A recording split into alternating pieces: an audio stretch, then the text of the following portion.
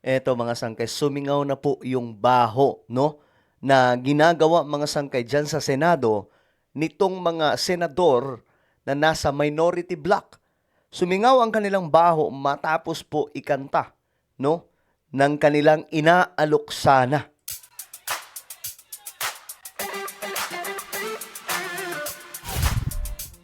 So booking na booking ngayon sila mga sangkay, no? Kasi meron po silang inalok sa isang posisyon para lamang po sa kanilang mga personal na agenda. Ang problema, hindi nakapagpigil at ikinanta sila ng kanilang inalok. At ngayon, bistado po ang kanilang mga gawain. By the way, bago tayo tumuloy, no, sa mga nanonood ngayon na hindi pa po nakakapag-subscribe, makikita nyo po yung subscribe button sa baba ng video na to dito sa YouTube. I-click nyo lamang po yung subscribe, i-click ang bell at i-click nyo po yung all. Sa mga nanonood naman po sa Facebook, i-follow nyo po yung ating Facebook page. Okay, mga sangkay, ito, pag-usapan na po natin itong nangyari. Kasi, itong inalok nila, nagsumbong kay Senator Lacson. Si Legarda daw kasi, inalok ng kabilang grupo. Ang plano nila, si Loren Legarda ang iupo bilang Senate President. Palitan na po si Tito Sen. Ang problema, yung inalok nila, ayaw. Kinanta sila ngayon kay Senator Lacson. Isiniwalat ni Senator Lacson ngayon sa media at sa lahat po ng mga pwedeng makapanood.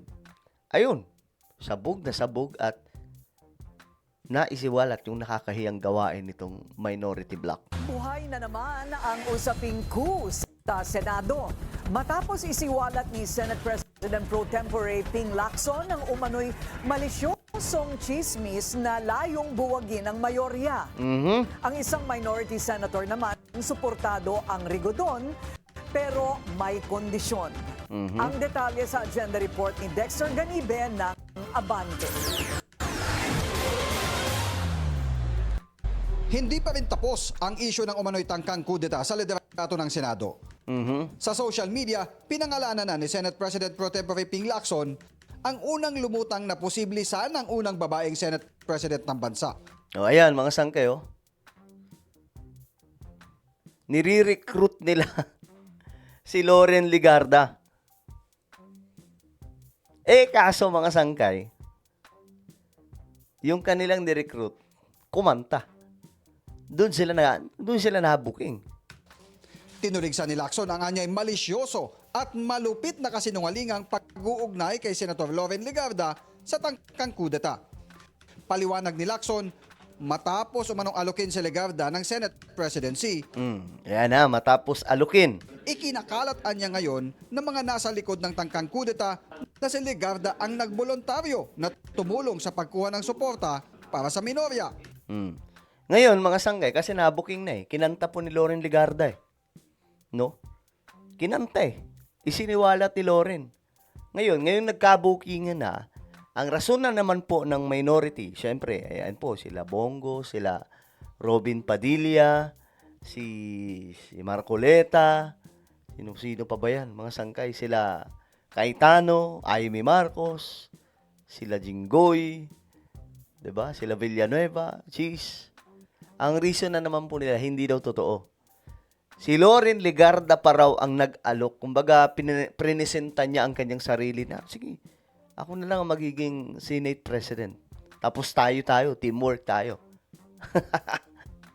Binabaliktad po nila ngayon yung totoong kwento. Pero ayaw na itong patulan pa ni Legarda. Ang daming kumakausap sa akin araw-araw. Apo. Lahat naman kinakausap ko. Teka. Thank you, ma'am. Pag-iisipan ko yung tinanong ko kasi nabasa ko yung news. Sabi ni Senate President Tito Soto, totoong inalok ng minorya si Senator Loren. At siya na raw mismo ang nagsumbong sa kanya.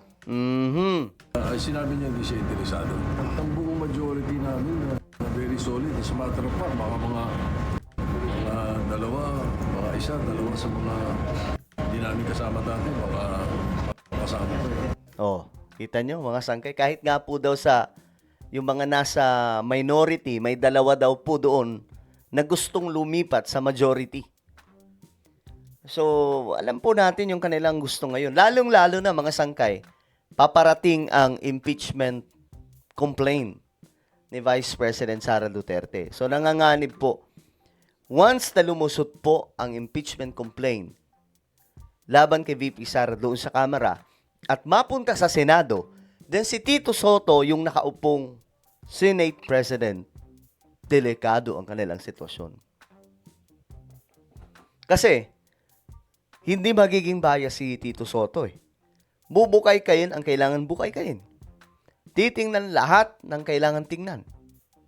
Malalaman ng lahat. So, kailangan po nila dito, mga sangkay, ng minority, ng kumbaga, pambara, na kahit papaano, mapipigilan mga sangkay.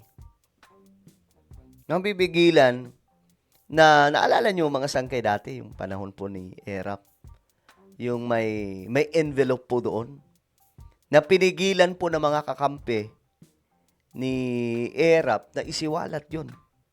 Sikat na sikat po yun mga sangkay, yung envelope na pinilit po ng mga senador na which is majority na kay ERAP na wag ilabas. Kumbaga mga sangkay, kapag halimbawa majority, nasa side na po ng mga nila Robin Padilla, sila na po ang may hawak ulit sa Senado, nasa kanila na ulit ang lakas, pwede po nilang manipulahin, no? Lahat ng mga posibleng impormasyon na lalabas. Halimbawa, yung mga bank accounts, since bubuksan yan, gagawin nila dyan, hindi, wag na tayo pumayag na ilabas yan. O, diba? So, manipulated ka agad ang impeachment trial kapag ka nagkaganon. Pero kung si Tito Soto, ang mananatili pa ring Senate President up to impeachment trial, magiging transparent po ang magiging trial sa impeachment ni VP Sara. Sabi naman ni Senator Robin Padilla, susuportahan niya ang anumang leadership revamp basta't ang mailuklok na Senate President ay pro Sara Duterte.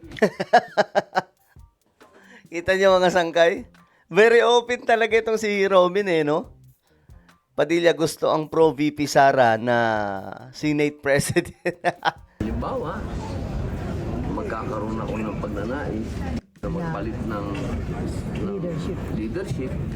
Sa usapin na halimbawa, impeachment. Pag yun ang pinag-usapan, halimbawa, may impeachment hindi na nakarating dito.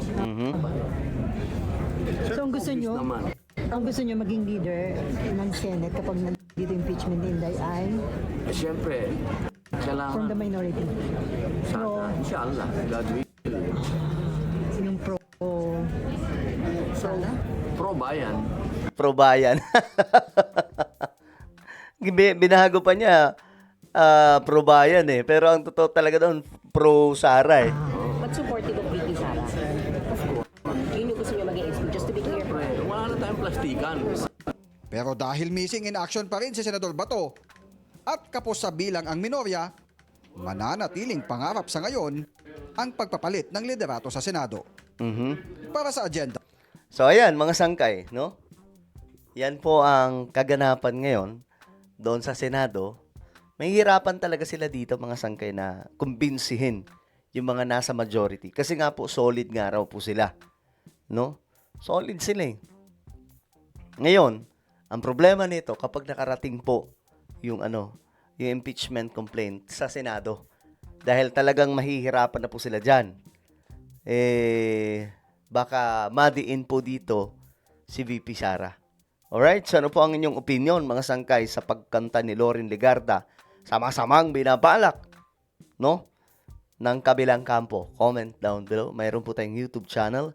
Ito po ay Sangkay Revelation. Hanapin nyo po ito ngayon sa YouTube. Kapag nakita nyo na, i-click nyo po yung subscribe, i-click ang bell, at i-click nyo po yung all. Ako na po ay magpapaalam. Mag-iingat pong lahat. God bless everyone.